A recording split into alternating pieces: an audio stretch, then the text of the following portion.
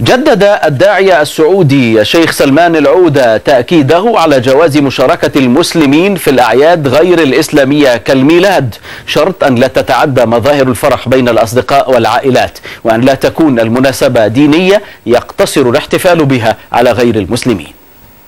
أنا أعتقد أنه الشريعة جاءت بالمنع والحظر والتوقيف في الأشياء ذات البعد الديني. نعم. يعني عيد ديني معين هذا يكون محرم بالتأكيد، لكن الأشياء الدنيوية العادات الأصل فيها الإذن والسماح والتفويض، إلا إذا اقترن بها شيء يمنع منها مثل قضية التشبه.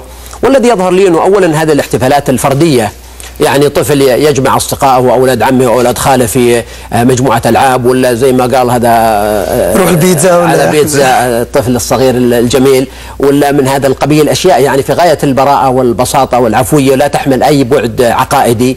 أعتقد أنه الأصل فيها هو الإذن وليس المنع، ودائما الأصل أقوى.